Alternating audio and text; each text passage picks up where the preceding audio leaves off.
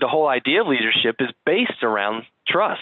Exactly. It's the cornerstone of any leadership position is having trust from the people that you're trying to lead. And, you're exactly right. If you talk about leadership, it starts from being able to lead yourself. And then if you become a husband, or a wife, and if you're in the husband, can you lead your family? Can you lead that family in every aspect, spiritually, mentally, emotionally, physically, all those different things? What does leadership really mean to you, Joe? Well, I would say, if you're looking for a definition, I would say plain and simple, leadership is the ability to direct yourself, influence others around you, basically to inspire a group of individuals to get them all moving in the same direction, working together to accomplish maybe a goal or the mission. I think this where truly the team concept comes into, to play. So when you have a team or a group of individuals, a leader is usually the glue that brings them all together.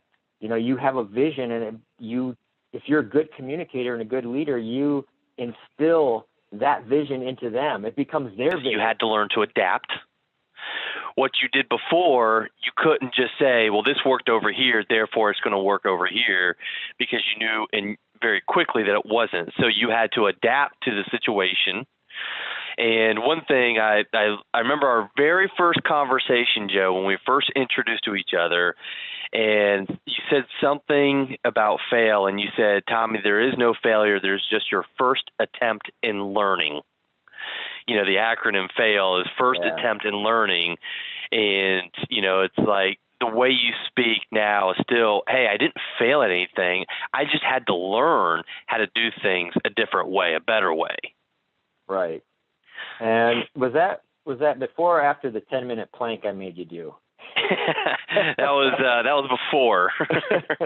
Like you said, every situation, every leadership, is going to be a little different. Every business, from the military. There's so many different dynamics, and again, that's why they say the best leader is a dynamic leader. He kind of, he tries to see which style fits best for those individuals, and then he adapts to that. One of the things I realized was when I made that transition, I remember someone telling me when they found out, they said, hey, congratulations, that's great for you. Now you get to deal with everybody's problems. And so it was one of those where it really hit me, because I think everybody wants the title, everybody wants the status, everybody wants to be this person right here. But what they don't understand a lot of times, there's so much responsibility that comes with that. You and I have talked about this extensively, about this idea of followership. Yeah. And so much attention is given to leadership that I think sometimes people forget what it's like to be a good follower. And you told me before, hey, if you want to be a good leader, you got to learn to be a good follower first. Exactly. And I think, even going, thinking about the same character traits of a leader and a follower. A lot of them are the same. A lot of them overflow. But I think even with a follower, there's things that stick out. Like you have a good work ethic, be flexible, proactive, be an anticipator of what needs to be done. Take responsibility, loyalty, honesty. These type of things. The two biggest ones I think is being competent at what you do, being, you're an expert at your job or whatever, and being a team player. And if you get those two, the other ones you usually follow. But a good follower, one of his goals is to make the leader's job easy. This reminds me of one of my platoons I had. I think it was my 4th platoon. I was at SEAL Team 3 on the West Coast, and I was the LPO. I was a leading petty officer, and so I was in charge of all the lower enlisted. I was the E6; they were all E5s and below, and I could not be blessed more. I had a rock star group of guys, and man, my department heads were just the best followers, and then we got a group of 6 new guys that. Man, they fell underneath them, and they They whipped them into shape. And I tell you what, my job was so easy. They got things done. I hardly had to do anything. I mean, like I said, that was the easiest leadership position I think I ever had.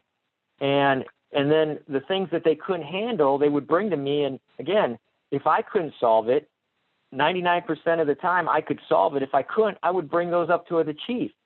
And I mean, our chief, he even had an easier job than me.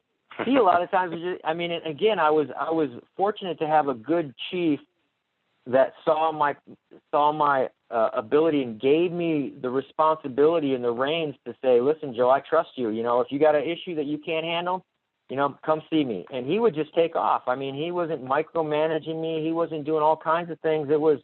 But I did over time at that command. That was my 4th platoon there. I built up a very good reputation, and that's another thing. You know, you build up a reputation as a follower or a good hard worker, and it really pays off, especially in small communities. Like, you know, again, a lot of businesses are small or they know who each other is, and so maintaining and working on your reputation is a big deal. Followership is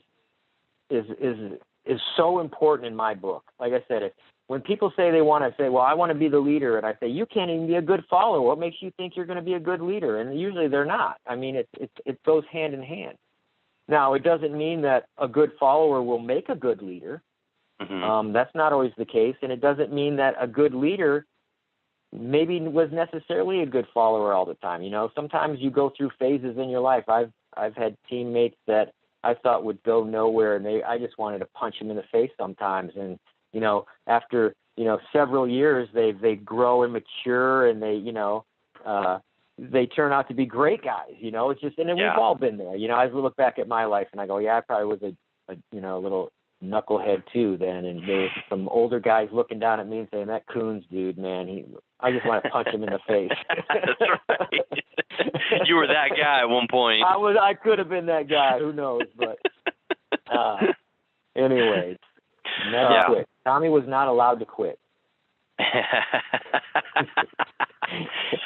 I wasn't gonna. Now, at least not in front of you, Joe. I'll quit, but just not in front of you.